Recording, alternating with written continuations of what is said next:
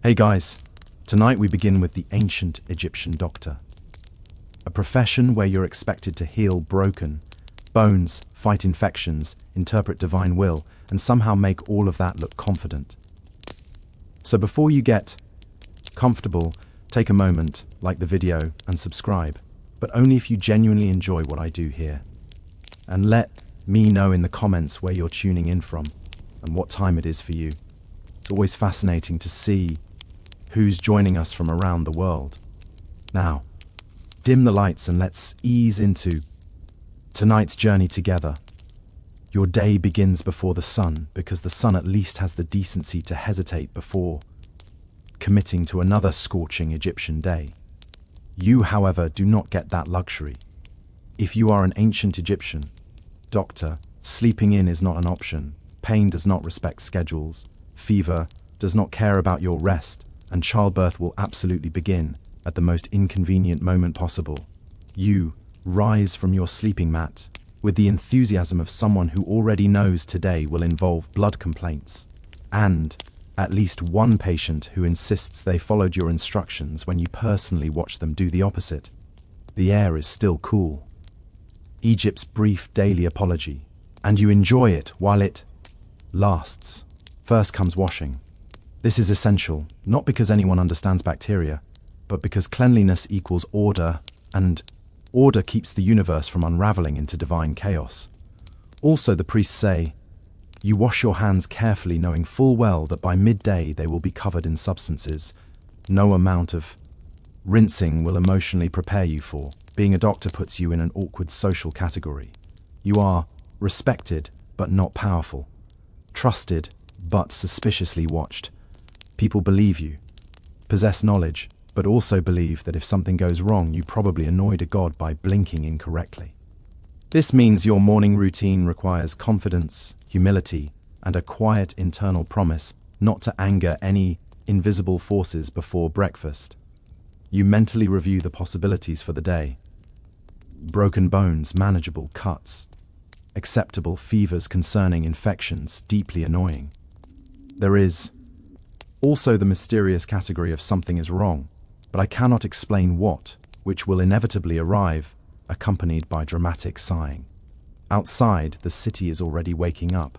Bakers are at work. Laborers are heading toward construction sites where they will absolutely injure themselves in new and exciting ways. Somewhere, a man is lifting something far too heavy and thinking, this seems fine. Moments before proving you wrong. You pause before opening your door, not to pray exactly, but to brace yourself. You remind yourself that you are trained, you have scrolls, you have remedies that work more often than they fail, which by ancient standards is an incredible success rate. You are not guessing, you are practicing medicine. Early, imperfect, slightly chaotic medicine. Still, you know how this goes. Some patients will walk out relieved, some will not. And by sunset, you will carry both outcomes equally, because doctors do not get the luxury of celebrating too loudly or grieving too openly. You open the door, someone is already waiting, and they do not look patient. After opening the door and confirming that yes, people are already waiting, and yes, they all look impatient, you turn back inside to gather your tools. This is the part of the job where modern viewers tend to relax until they realize what ancient Egyptian medical equipment actually consists of. There is no gleaming metal tray, no polished instruments, no reassuring clink of stainless steel. Instead, you work with copper blades, wooden probes, linen bandages, stone, pallets, and jars filled with substances best described as confidently experimental. These tools are not decorative, they are practical. They have been used before, sometimes successfully. You inspect your copper knife. Copper is excellent. It cuts, it lasts, and it occasionally kills bacteria without anyone knowing why. This is what passes for accidental genius. You wipe the blade carefully, not because you believe it is sterile, but because it feels responsible and gives patients confidence. Confidence, you have learned, is a powerful painkiller. Next come the bandages. Linen, clean, folded neatly, reused when absolutely necessary, and never discussed out loud. You soak some in resin or honey, depending on the injury. Honey, in particular, is one of your proudest tools. It works suspiciously well, which makes you trust it deeply, while understanding it not at all. Your jars line the wall like a shelf of questionable optimism. Animal fat, ground herbs, oils infused with plants whose names you barely remember, but whose effects you have observed. Some reduce swelling, some soothe pain, some do absolutely nothing but smell impressive. You keep them anyway. Patients like options. Then there are the scrolls, papyrus texts copied and recopied by generations of physicians.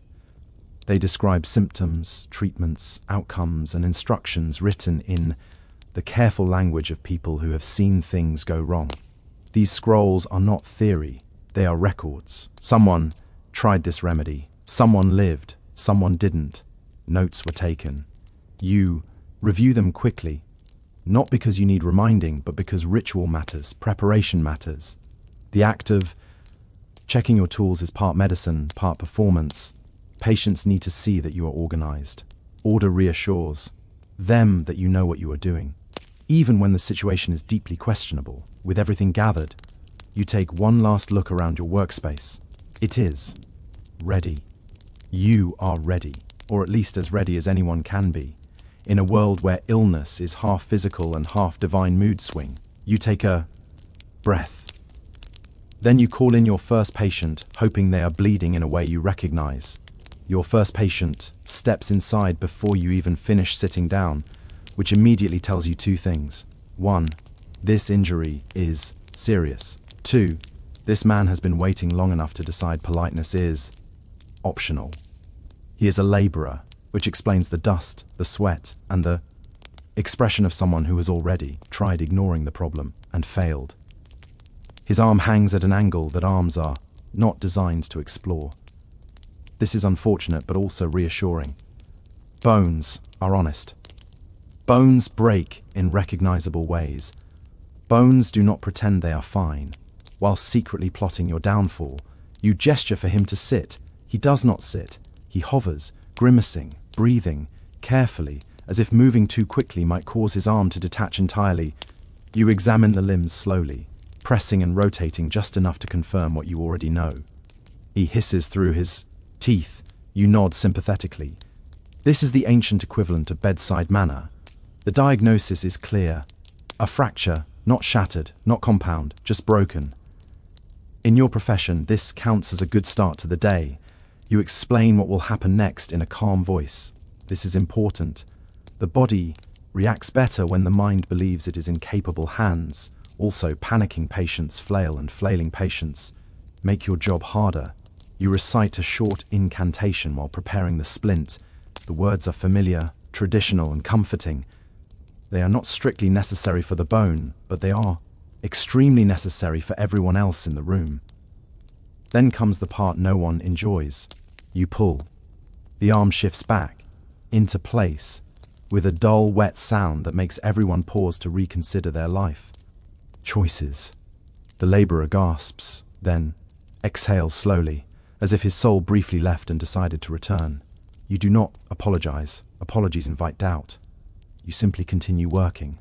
You bind the arm with linen soaked in resin, securing the splint tightly, but not cruelly. Experience has taught you the difference. You finish by wrapping the final layer with care, then placing your hands gently on the bandage as if sealing the outcome. You instruct him to rest the arm. He nods. You know he will not. Before leaving, he thanks you, relief washing over his face. This is the part that keeps you doing the job. Not the spells, not the scrolls. This moment when pain recedes and hope takes its place. As he exits, you make a quick note in your mind. Clean fracture. Set early. Good. Chances. A strong start. The next patient is already standing in the doorway. The next patient steps forward more cautiously, which immediately worries you. Confident injuries announce themselves. Dangerous ones sneak in politely. She reveals a wound on her leg, not large, not dramatic, but open. The kind of injury that looks manageable and then quietly ruins everyone's week. You lean closer, inspecting the edges. Redness, swelling, heat. These are signs you recognize, even if you don't yet have a word like infection to curse under your breath. This is the kind of case that separates luck from skill. You clean the wound thoroughly with wine. It stings. She flinches. You do not apologize. Pain means the area is still alive, which is encouraging. The wine washes away dirt, dust, and whatever else decided to take up residence inside her leg. You work carefully, knowing that what you remove now may decide whether she walks away or returns much worse. Next comes honey. You apply it generously, spreading it into the wound and watching it settle. Honey is one of your quiet miracles. You don't know why it works, only at wounds treated with honey heal more often than those that aren't. This is enough. Medicine does not require understanding, it requires results. You add herbs chosen from experience rather than faith. These reduce swelling, calm, irritation, and smell convincingly medicinal. The smell matters. Patients trust things that smell like effort. As you wrap the wound with linen, you speak softly, offering reassurance. You also recite a short spell.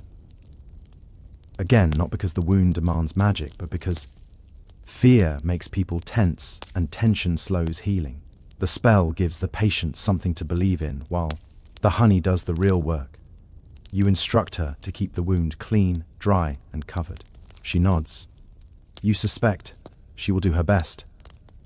Unlike the laborer with the broken arm, she understands what is at stake. This is the moment you dislike most. Once she leaves, the outcome is no longer entirely in your hands. If the wound worsens, the gods will be blamed. If it heals, the treatment will be praised. You will accept both with professional silence. As she leaves, you clean your hands again, carefully, methodically. You do not rush this part. Wounds have a way of returning if you invite them. You glance toward the doorway. Another patient waits. This one is squinting. The next patient squints before you even ask what's wrong, which in Egypt is usually a strong hint. The land is bright, dusty, and unforgiving. The sun reflects off sand, stone, and water with equal enthusiasm, and the wind carries grit directly into places grit has no business being. Eyes suffer constantly. He sits carefully, blinking as if each movement might offend his face. You ask him to open his eyes wider. He does not enjoy this request. You lean closer, examining the redness, the swelling, the faint discharge. None of this surprises you. If anything, you're surprised more people can still see at all. Eye infections are common, persistent, and deeply irritating. They rarely kill, but they ruin days, weeks, and sometimes lives if ignored. And ignoring them is popular because people prefer pretending problems will solve themselves. They rarely do. You prepare an ointment made from copper salts mixed with honey. The copper helps, the honey helps. Why they help is still a mystery, but the results are hard to argue with. You stir carefully, making sure the mixture looks serious and authoritative. Presentation matters when you're about to apply something to someone's eyeball. You warn him that it will sting. He nods, bravely. It stings anyway. He flinches, grips the edge of the stool, and mutters, something that may or may not be a prayer. You apply the ointment with practiced precision. Too much causes irritation. Too little causes disappointment. You aim for confidence. You instruct him to avoid rubbing his eyes. He nods again. You both know this instruction will be ignored within the hour. Rubbing is irresistible. You say it anyway because it's your duty. You also recite a brief incantation. This serves two purposes. One, it reassures the patient that divine forces are involved. Two, it gives you a moment to let the ointment settle without being blamed for the discomfort. Sometimes these treatments work beautifully. Swelling fades, vision clears, gratitude follows. Other times, the condition lingers. When that happens, it is described as strong, which is ancient medical language for we tried.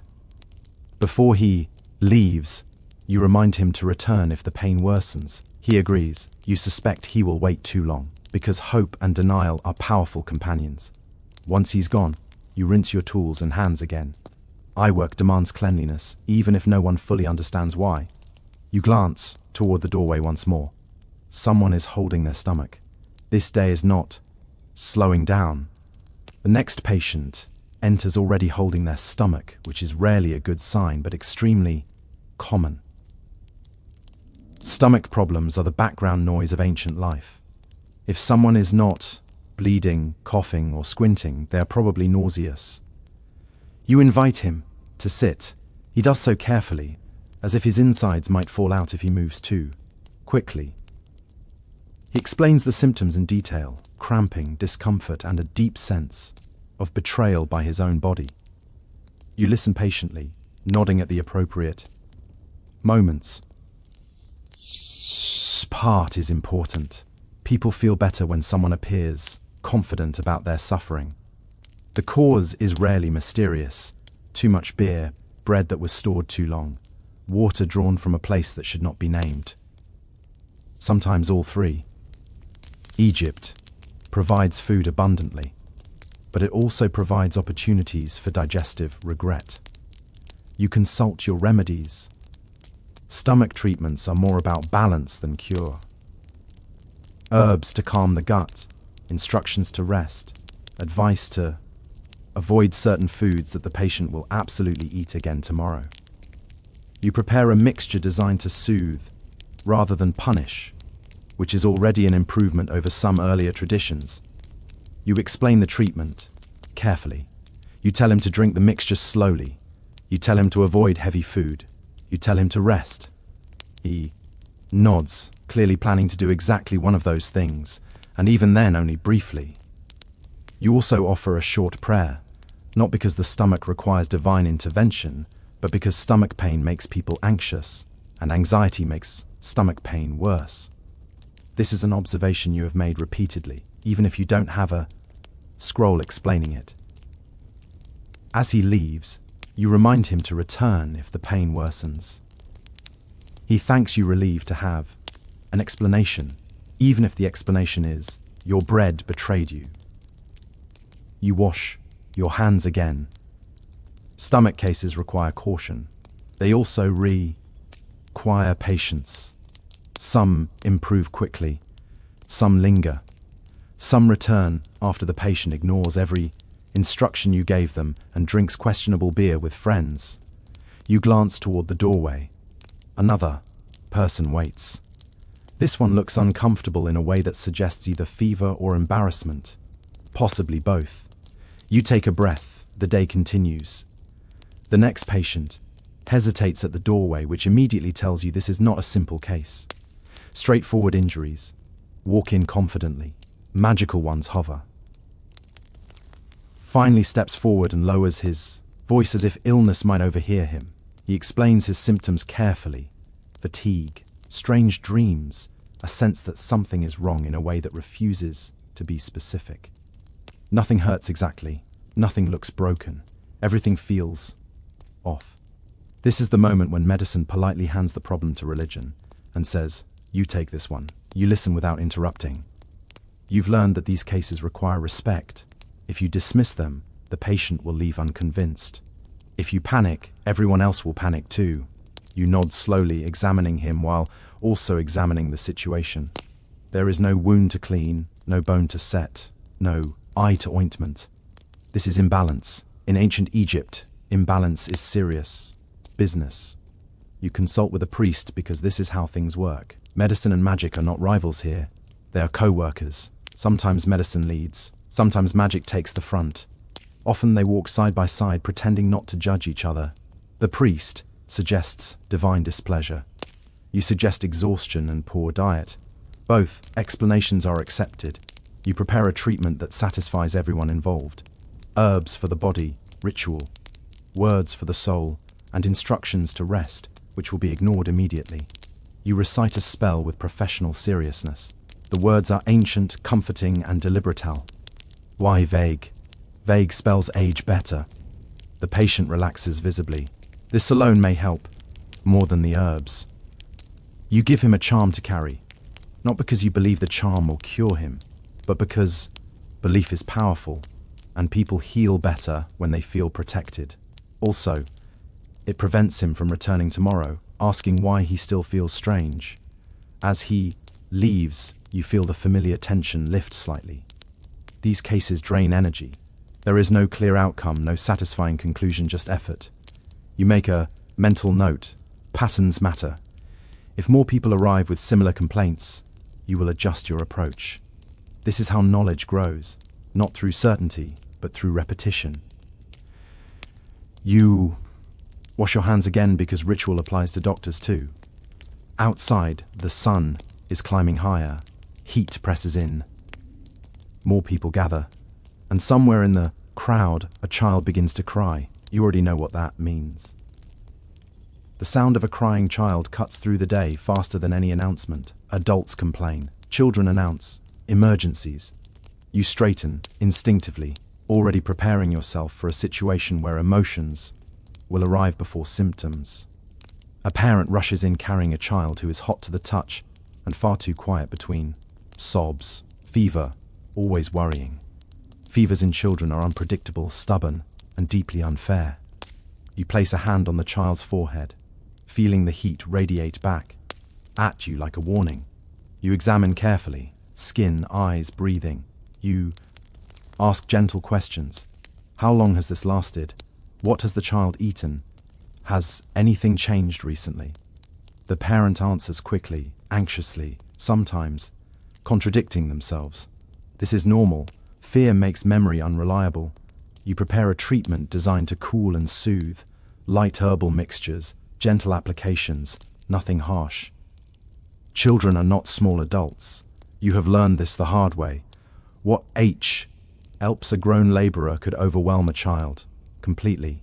You speak softly while working because calm spreads. Children respond to tone long before they understand words. The child relaxes slightly. This feels like progress. You do not celebrate yet. Parents watch your every movement. They are silent now, holding their breath as if noise itself might break the spell. You are aware of their trust. It weighs more than any diagnosis. You recite a short prayer, not theatrically, quietly. This is not performance. This is reassurance for the parents, for the child, and for yourself. You do not know how this will end. Anyone who says they do is lying. You instruct the parents to keep the child cool, hydrated, and watched closely. You tell them what signs to look for. You tell them when to return. You repeat yourself. Parents under stress forget instructions immediately. When they leave, you stand still for a moment longer than usual. Child cases linger. They follow you through the rest of the day, living in the back of your thoughts. You wash your hands again. Slowly, carefully. This is not habit, it is grounding.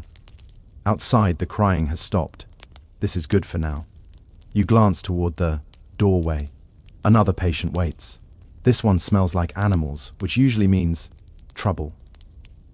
The next patient announces himself before speaking. He smells like animals, sweat, and a life spent making decisions that seemed reasonable at the time. This usually means one thing: an injury acquired while working with something that had horns, hooves, or opinions. You examine him carefully. There is swelling, there is bruising, there is pain that does not line up neatly with anything visible. This is where medicine becomes uncomfortable. Not everything presents clearly. Not every problem gives you the courtesy of a simple explanation. You ask questions. How did it happen? When did it start? Did it hurt immediately or later? The answers are vague, contradictory, and occasionally heroic. You nod anyway. Patients do not come for judgment. They come for reassurance that their body has not permanently betrayed them. You palpate the area gently, watching his face more than the injury. Pain tells you more than words. Nothing feels broken, nothing feels torn. But something is wrong. This is the dangerous middle ground where experience replaces certainty. You explain that rest is required. This is rarely popular. You apply a pus meant to reduce swelling and bind the area carefully. You do not promise a quick recovery. Promises are how doctors lose credibility. This is one of those cases where outcome depends on things you cannot control. Will he rest? Probably not. Will the swelling go down? Maybe. Will he return tomorrow insisting it is worse? Almost, certainly. You are aware always of the limits of what you know. Ancient Egyptian medicine is advanced for its time, but it is not magic. You cannot see inside the body. You cannot fight infection once it spreads. You work with observation, repetition, and experience. This is not ignorance. It is realism. Some illnesses resolve on their own. Some do not. Some respond beautifully to treatment. Others stubbornly ignore everything you do. The difference is not always obvious. You make a mental note of the symptoms. You store them away. If another patient arrives with similar complaints, you will connect the dots. This is how knowledge grows, slowly, quietly, without applause. As the man leaves, he thanks you. You accept it politely, knowing that gratitude does not guarantee recovery. Still, it matters. You wash your hands. Again, not because you believe it controls outcomes, but because it gives you the illusion of order in a world that resists it. You glance outside. The day is moving toward afternoon. The heat is rising. The sea. Aces will change, and you are only halfway through.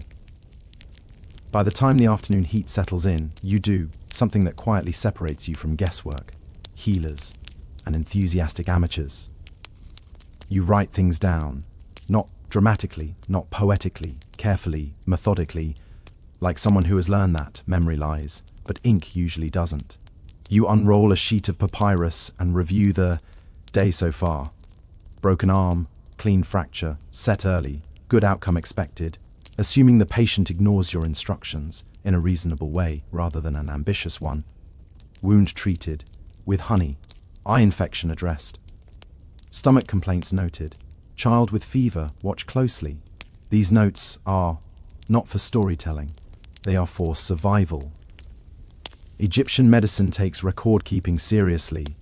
Every remedy you use has history behind it.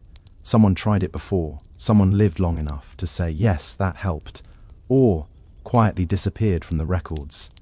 Either way, lessons were learned. You copy remedies carefully, preserving wording exactly. Changing phrasing carelessly is how spells stop working, and treatments lose. Credibility, precision matters, even when you don't fully understand why.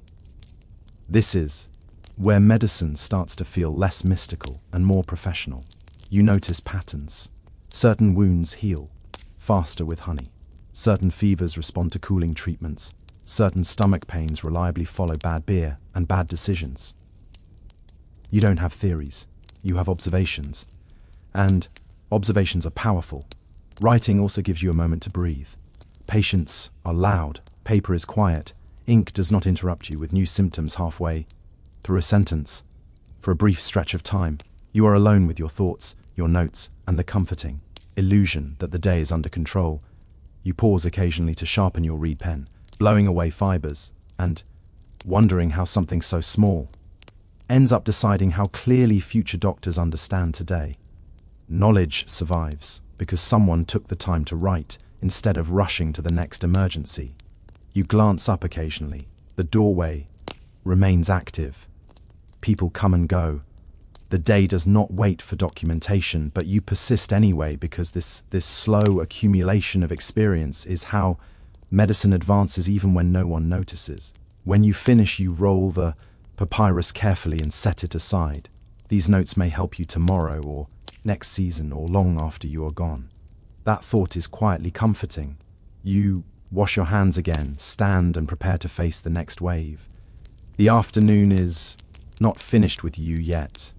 As the afternoon stretches on, the work changes, not in difficulty, but in tone. The early cases were urgent, loud and obvious. Now come the ones that linger. The people who return, hovering in the doorway, unsure whether they are bothering you or saving themselves.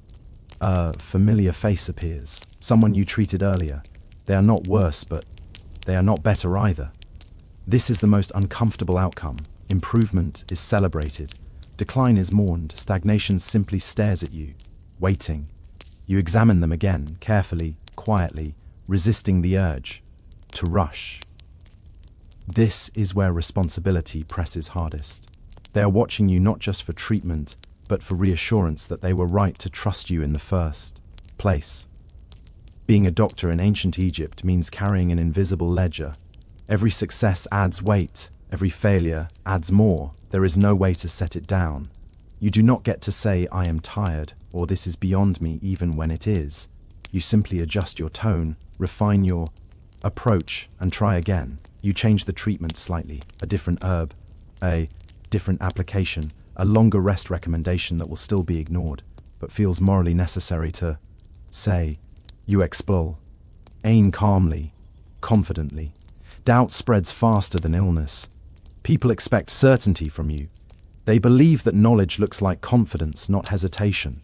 So, you do not hesitate even when you are thinking very carefully. The patient leaves again, hopeful enough to keep going. You remain, sitting still, for a moment longer than usual. These are the cases that follow you home, the ones without dramatic beginnings or endings, the ones that depend on time, luck, and whether the universe feels cooperative. You glance at your tools. They are the same as this morning. Simple, honest, limited. You work within those limits every day and you do not resent them.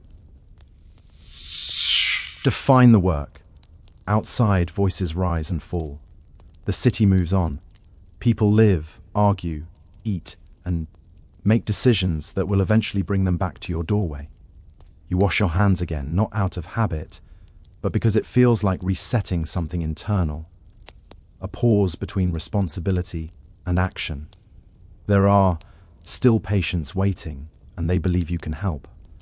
That belief is heavier than any tool you carry. Just when you think the day might slow down, it does the opposite. The afternoon brings a second wave of patients, not because illness follows schedules, but because people spend the morning ignoring problems and the afternoon admitting defeat. The first arrives with a bite. Animal bites are never good news. This one comes from a goat, which is somehow both impressive and concerning. Goats, you have learned, bite with enthusiasm and zero remorse. You inspect the wound carefully, teeth marks, broken skin, redness already forming. You feel the familiar tightening in your chest that says, "This could go badly if we're unlucky." You clean the wound thoroughly, wine first. The patient hisses. You apply honey. The patient relaxes. Honey has that effect on wounds and morale. You bind the area firmly and remind him to keep it clean. He promises. You have heard promises before. Next comes a cut from a farming tool, then a burn, then swelling from a fall that was not that serious until it very clearly was. None of these injuries are dramatic on their own. Together they form the steady rhythm of a working society, slowly injuring itself in predictable ways. You move efficiently, now. The hesitation of morning is gone. Your hands know what to do before your thoughts finish forming. Clean, apply, bind, reassure, repeat. This is not rushing. It is experience settling in. The heat presses harder as the sun lowers. Sweat sticks to your skin. The room smells of herbs, linen, and human. Anxiety. You drink water when you remember to. You remind yourself to eat later. Hunger can wait. People cannot. One patient arrives too late. Not dying, but worse. Infection has already spread. The skin is hot, the swelling angry. You do what you can, knowing full well that outcomes are uncertain. You do not lie. You speak carefully. Honesty delivered gently is its own kind of treatment. Between patients, you adjust supplies. More bandages, less honey. Always less honey than you would like. You silently thank the bees for their ongoing cooperation. The line outside finally begins to thin. Voices fade. Footsteps retreat. You realize you have been standing for longer than feels reasonable. This part of the day is exhausting. Not because the work is hard, but because the stakes never change. Every person matters equally. There are no small cases when you are the only option. As the last patient leaves, you pause, leaning against the wall. The rush is over. The consequences, however, will unfold overnight, and tomorrow morning you will hear about them. As the flow of patients finally slows, you do something deceptively simple. You clean not hurriedly, not carelessly, thoroughly, deliberately, as I. The act itself is part of the medicine. In ancient Egypt, cleanliness is not a preference. It is a principle. Order must be restored at the end of the day, or chaos will happily linger. You wash your hands again, even though you have already washed them countless times. Water runs over skin that feels older than it did this morning. You scrub beneath your nails, rinse away dried honey, resin, and whatever else the day decided to leave behind. You do not know about microbes, but you know that clean hands feel right, and rightness matters. You clean your tools. Hopper blades wiped carefully, wooden splints set back in place, linen, bandages folded, sorted, and quietly judged for whether they can be reused without tempting fate. Jars are sealed, herbs are returned to their containers, nothing is left out. Disorder invites mistakes tomorrow. This process is calming, predictable. Unlike patience, tools behave. You also perform small rituals, nothing dramatic, nothing theatrical. A quiet word of thanks, a brief acknowledgement of the gods, not begging, not bargaining, just recognition. The day could have gone worse. That is worth acknowledging. Cleanliness in Egyptian thought is tied to mate, cosmic balance. You may not control outcomes, but you can control your actions. You can end the day with order instead of exhaustion-fueled chaos. That matters more than it sounds. As you work, the noise outside softens. The city shifts into evening. Voices lower, footsteps slow. Somewhere someone is cooking. Somewhere else someone is regretting a decision that will bring them back to you tomorrow. You take a moment to sit, not collapse. Sit. There is a difference. You stretch your hands, roll your shoulders, and feel the quiet weight of the day settle in. Not crushing, just present. This part of the job is invisible. No one thanks you for clean tools. No one applauds folded linen. But tomorrow's success depends on what you do now. You finish, stand, and look around your workspace. It is ready again. Reset, balanced. The day is almost over. But before rest comes reflection, because the mind, unlike the body, does not turn off easily. And you still have one more thing to face. As evening settles in, the world grows quieter, but your mind does not follow instructions. Bodies may rest, but thoughts have a habit of pacing. You sit alone for a moment, letting the sounds of the city fade into something manageable, and take stock of the day. You just survived. Some patience improved. You can feel it. The laborer with the broken arm will sleep tonight without sharp pain. The woman with the wound has a chance. The child's fever might break. These are victories, even if no one announces them. You allow yourself a small private nod, nothing dramatic. Doctors who celebrate too loudly invite disappointment. Other cases linger in your thoughts. The swelling that might worsen. The infection that arrived too late. The patient who promised to rest with a tone that suggested they absolutely would not. These are not failures, not yet. But they carry weight. Medicine does not offer clean endings. It offers probabilities and patience. You offer thanks to the gods, but not in the way people imagine. This is not begging or bargaining. You are not asking for miracles. You are acknowledging endurance, yours and theirs. Gratitude without expectation, appreciation without illusion. You have learned that hope is useful, but certainty is dangerous. People believe doctors have answers. What you actually have are tools, experience, and the discipline to keep trying even when outcomes refuse to cooperate. That truth does not disappoint you anymore. It grounds you. You think briefly about the trust placed in you, how easily people step into your space, expose their pain, and you, responsibility for outcomes you cannot fully control. It is humbling. It is exhausting. It is quietly extraordinary. You also think about tomorrow, because there will be one. There always is until there isn't. More patience, more decisions, more moments where you must appear confident, while thinking very carefully. The work never really ends. It only pauses long enough for sleep.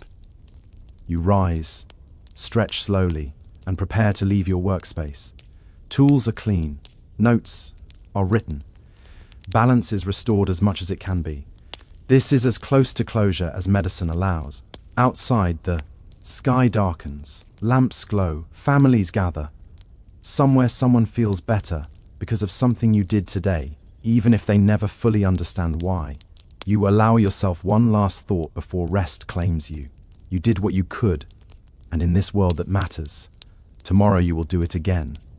Night finally arrives, and with it permission to stop being needed for a few precious hours. You lie down on your mat, body tired in a way that feels earned, and allow the darkness to settle. This is the part of the day no one sees. No patience, no prayers, no expectations, just you, your thoughts, and the echo of everything that passed through your hands. You are aware, even now, of where you stand in history, though not in the grand dramatic way future scholars might imagine. You do not think of yourself as a pioneer. You think of yourself as someone doing a job that must be done. But in truth, you are standing at the very beginning of medicine as a discipline. You observe, you record, you test what works and quietly discard what doesn't. You rely on experience more than superstition, even when superstition surrounds you.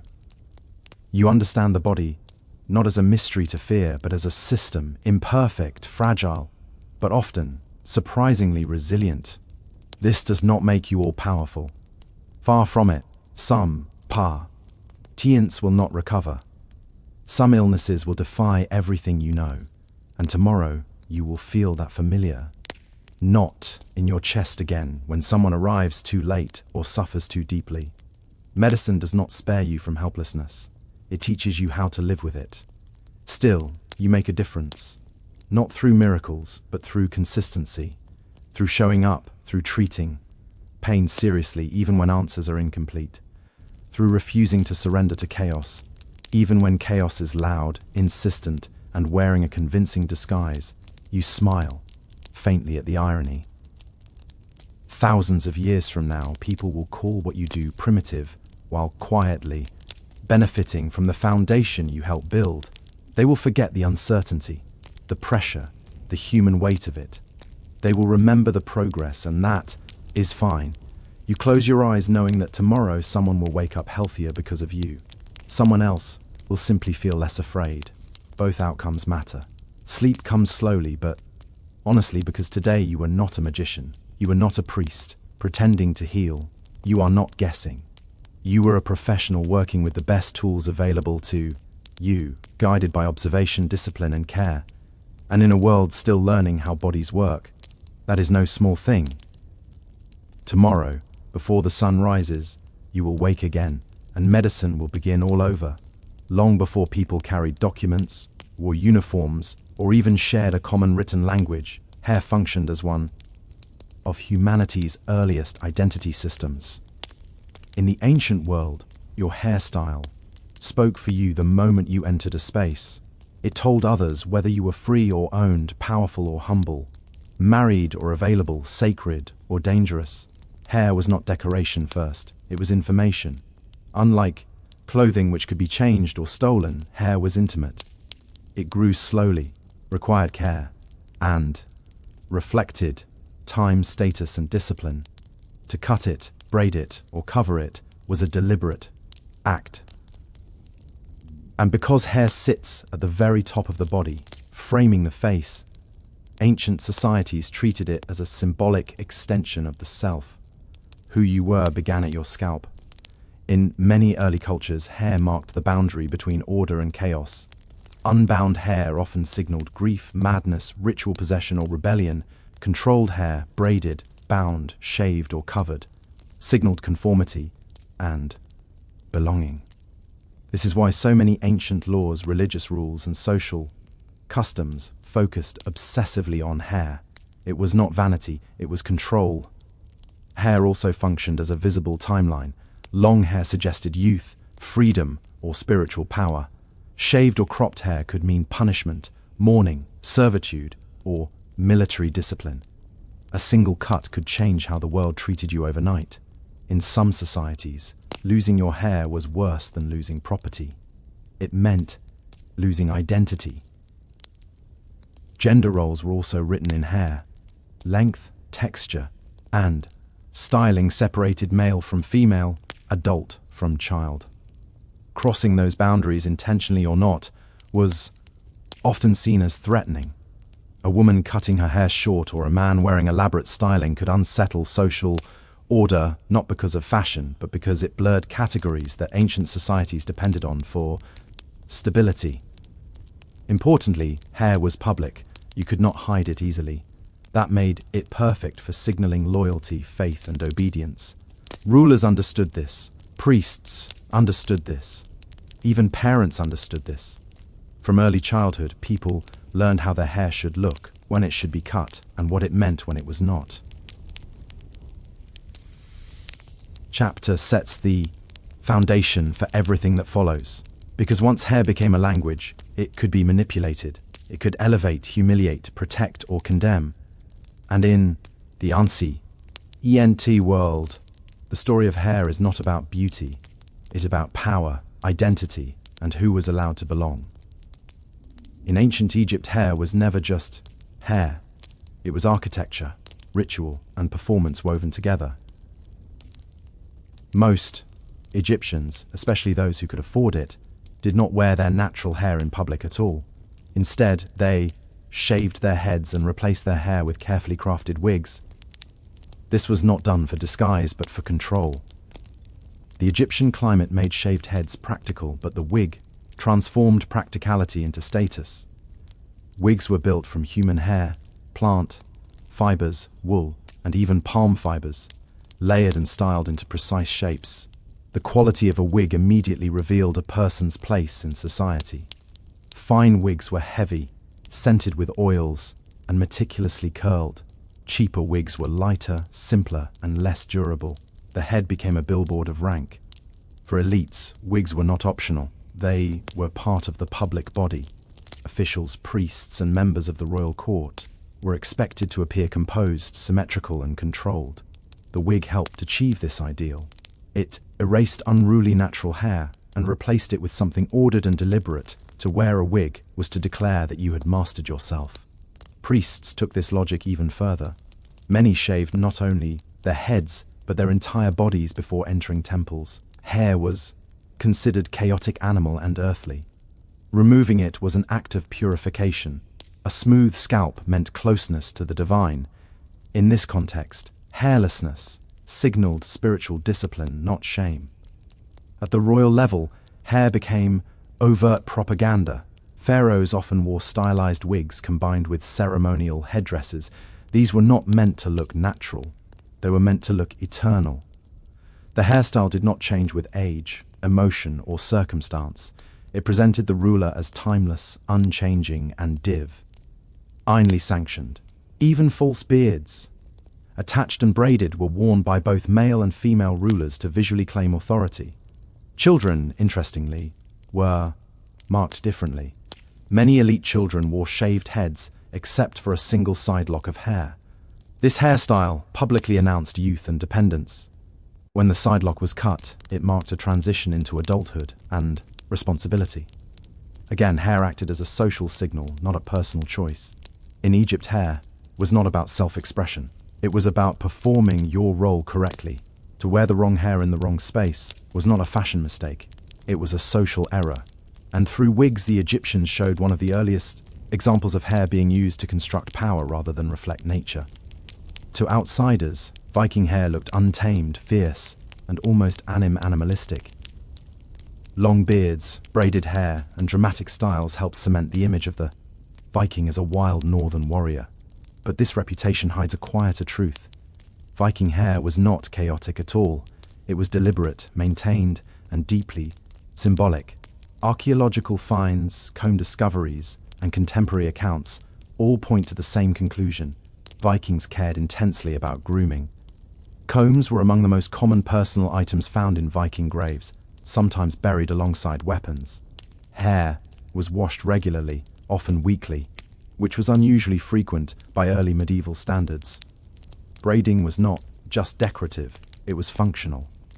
Braids kept hair out of the face during work and battle, reduced lice, and prevented tangling during long voyages. But braids also carried meaning.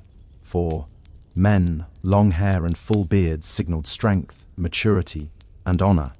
A slave or a punished man might have his hair cut short as a mark of humiliation. To lose one's hair was to lose dignity. Warriors styled their hair before battle, not simply to intimidate enemies, but to enter the correct mental state. Became part of the ritual of readiness. Women's hair carried even sharper social signals.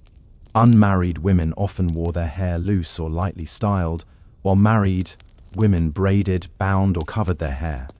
These styles announced availability, loyalty, and household status without a word spoken. Hair was a visible contract with society. To wear it incorrectly could invite suspicion or shame. Interestingly, the wild Viking look was partly intentional theatre. Foreign observers, especially Christian chroniclers, exaggerated Viking appearance to emphasize their otherness. Vikings themselves understood this reputation and sometimes leaned into it. Elaborate braids, shaved sides, and dramatic beards could project fear and dominance, especially during raids or negotiations. Hair became psychological warfare. Children again were marked through hair. Young boys and girls wore simpler styles, with hair length increasing with age. The transition into adulthood often came with a new hairstyle marking readiness for responsibility, marriage, or warfare. These changes were not casual. They were communal acknowledgements of growth. What appears at first glance to be raw nature was in fact controlled identity. Viking hair balanced cleanliness and ferocity, order and intimidation. It allowed individuals to signal strength without speaking and belonging without paperwork. In a world where reputation traveled faster than written records, hair helped ensure that when a Viking entered a room or stepped off a ship, everyone knew exactly what kind of person had arrived. In ancient Rome, hair was political. It reflected not only personal status but moral character, civic virtue, and loyalty to the state. Romans believed that a well-ordered society required well-ordered bodies, and hair sat at the center of that belief. To look Rom, and was to wear your hair correctly. For Roman men, simplicity was power. Short, controlled hair signaled discipline and seriousness. Excessive styling was viewed with suspicion, associated with foreigners, decadence, or moral weakness. A respectable Roman citizen kept his hair neat and modest, mirroring the ideals of self-restraint and rational control that defined Roman masculinity. When Julius Caesar began wearing his hair combed forward to hide baldness, it was quietly tolerated only because of his unmatched authority. For others, such vanity could ruin reputations. Beards tell an important story here. Early Romans were clean-shaven, seeing facial hair as barbaric. Later, during periods of Greek influence, beards returned as symbols of philosophy and intellect. The face became a cultural battleground. Shaving, or not shaving, was no longer just grooming. It was alignment with an idea of Rome. Women's hair was even more strictly regulated. Hairstyles communicated marital status, wealth, and moral virtue. Elaborate coiffures, involving braids, curls, and hairpieces, became fashionable among elite women during the empire. These styles required enslaved hairdressers, hours of labor, and imported hair. Complexity itself became a status symbol. The higher and more intricate the hairstyle, the clearer the message. This woman belonged to the elite, but with visibility came scrutiny. Roman moralists often attacked fashionable hairstyles as signs of excess and corruption. A woman's hair was expected to reflect modesty and loyalty to her household. Loose or uncovered hair could imply sexual impropriety, grief, or rebellion. Even widows were expected to alter their hair as a public sign of mourning. Hair also marked punishment and exclusion. Slaves were often cropped or shaved to make their status immediately visible. Criminals and adulteresses could have their hair cut as public humiliation. In Rome, hair could be taken away to strip a person of dignity faster than any legal document. Perhaps most revealing is how quickly hair changed. During crisis, during times of mourning or political chaos, Romans let their hair grow wild. Order dissolved on the body before it returned to the streets. When stability was restored, hair was cut again. In Rome, then hair was not a private matter. It was a public declaration of obedience, morality, and belonging. To wear it incorrectly was not rebellious fashion. It was social danger. In ancient and early classical Japan, hair was treated as something closer to a moral extension of the body than a simple physical feature. It reflected discipline, hierarchy, and one's relationship to society. Unlike cultures that emphasized cutting or reshaping hair, Japanese traditions focused on control, restraint, and continuity. Hair was not meant to shout, it was meant to signal refinement. For much of Japanese history, especially among the aristocracy, hair was worn long. Both men and women allowed their hair to grow, often straight and carefully maintained. Length itself carried meaning. Long, healthy hair suggested self-discipline, lineage, and stability. Cutting it, without cause, could be seen as a form of social rupture. Hair was not casually altered, it was altered with intent. Court women are the clearest example. Elite women wore extremely long hair, sometimes reaching the floor. This was not practical, and that was precisely the point. The length communicated leisure, status, and insulation from manual labor. Maintaining such hair required servants, oils, combing rituals, and constant attention. Hair became a visible measure of privilege and refinement. Men's hair also followed strict codes. Styles changed with rank, occupation, and era. But the underlying principle remained the same. Hair must reflect order, certain high. Styles marked adulthood, while others signaled youth or service. The act of styling hair was often ritualized, performed slowly and deliberately. Rushed or careless grooming implied moral laxity. Religion added another layer. In Buddhist tradition, shaving the head symbolized renunciation of worldly attachments. When a man or woman became a monk or nun, the cutting of hair was not just symbolic, it was transformative. Identity was shed strand by strand. The head became a visible statement of spiritual withdrawal. This act carried enormous weight because hair was so closely tied to personal and social identity. Hair could also mark disgrace. Being forced to cut one's hair outside accepted ritual contexts could signify punishment or shame. Because hair symbolized continuity and self-mastery, its removal disrupted that narrative. The person was visually marked as having fallen out of alignment with social expectations. What makes Japanese hair culture distinctive is its quietness. There was little emphasis on dramatic display or intimidation. Instead, hair communicated inner discipline. The message was subtle but powerful.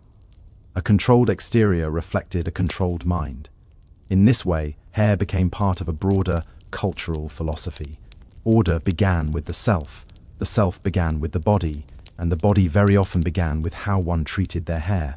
Because hair carried so much meaning in the ancient world, altering it against custom became one of the most powerful tools of control.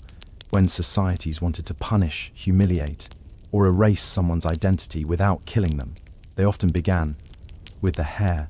Cutting it, shaving it, or forcing it into the wrong style was a way to publicly rewrite who a person was allowed to be. In many cultures, forced hair removal marked disgrace. Slaves, captives, and criminals were commonly shaved to make their lowered status instant. Visible. This was not about hygiene, it was about visibility. A shaved head told everyone that this person had lost autonomy. They no longer belonged fully to themselves. Their body had been claimed by the state, a household, or a conqueror. For women, hair-based punishment carried an added layer of sexual and moral judgment.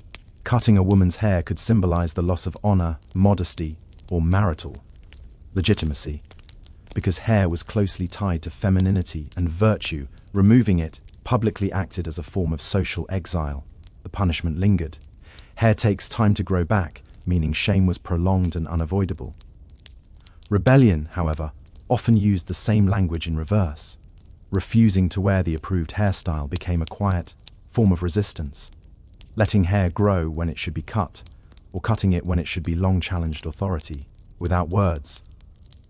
In rigid societies, these small acts could be deeply threatening.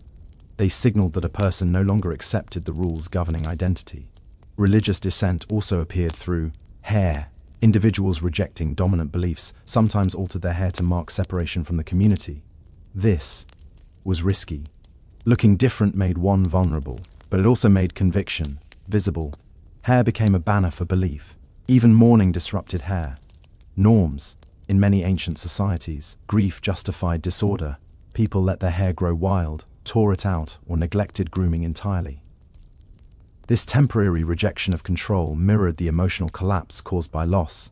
Society allowed this exception because it recognized that hair reflected inner order and grief shattered it. What makes hair such an effective tool of punishment or rebellion is its immediacy. You could not hide it easily. You could not argue it away. The body itself became the message. That is why rulers regulated hair and rebels targeted it. I sat at the intersection of visibility, identity, and time. In the ancient world, to control hair was to control how a person existed in public. And when that control was broken by force or by choice, it revealed just how fragile social order really was. In the ancient world, hair was one of the clearest ways societies tracked a person's movement through life. Childhood, adulthood, marriage, maturity, and even approaching death were often marked not by documents or ceremonies alone, but by visible changes in hair. A single cut could announce that someone had crossed a threshold and could never return. Children's hair was rarely treated the same as adults. In many cultures, it was left unstyled, partially shaved, or marked with distinctive locks. These styles openly signaled dependence and incompleteness. A child was not yet fully a social being. Hair communicated that status instantly. The moment it changed, the child's relationship to the community changed with it. Coming-of-age rituals almost always involved hair. Cutting, braiding, shaving, or restyling marked the transition into responsibility.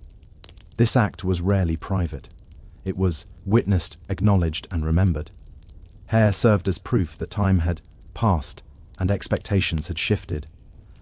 Afterward, the individual was treated differently, spoken to differently, and judged by new standards.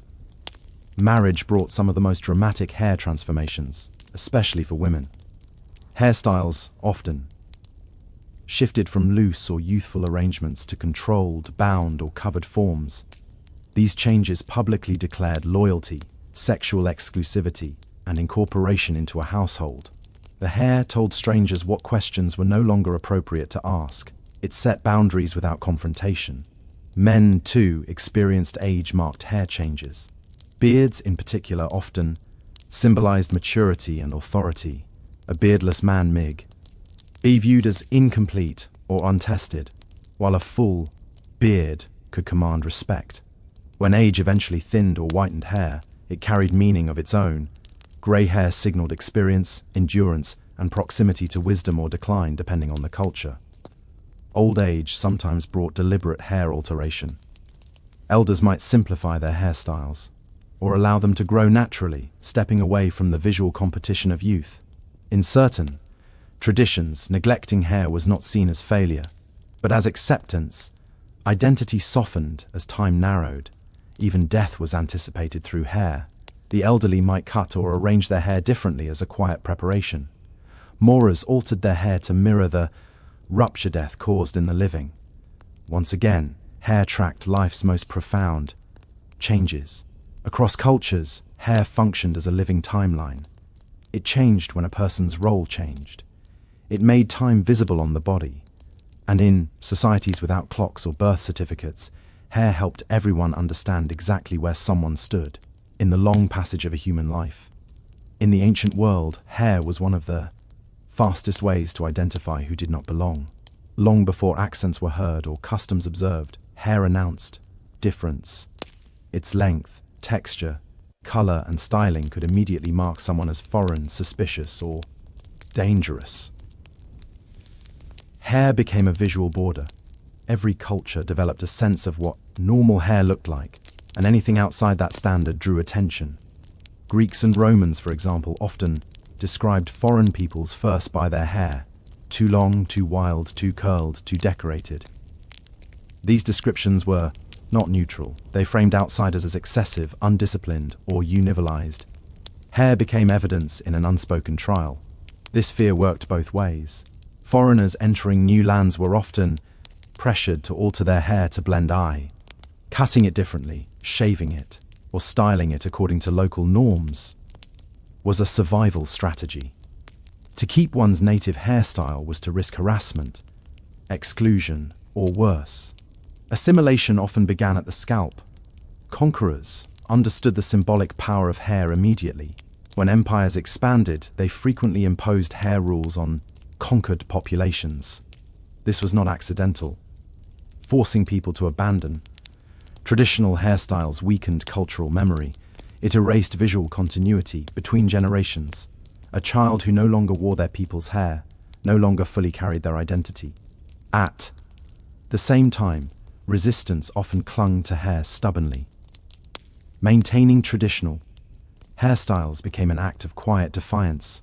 Even when language, clothing, or religion changed under pressure, hair sometimes remained untouched. It was harder to legislate and slower to erase. A braid, a knot, or a curl could preserve ancestry in plain sight. Hair also played a role in stereotyping enemies. Warriors were described as terrifying, partly because of how they wore their hair: spiked, braided, loose, or adorned.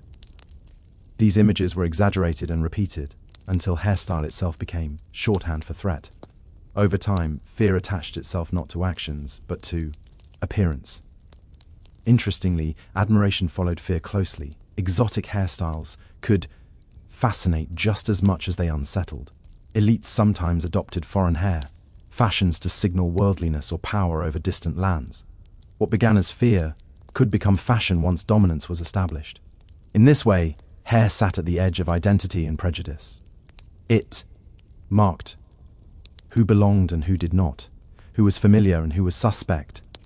In ancient societies obsessed with order, hair helped draw the line between us and them, often before a single word was exchanged.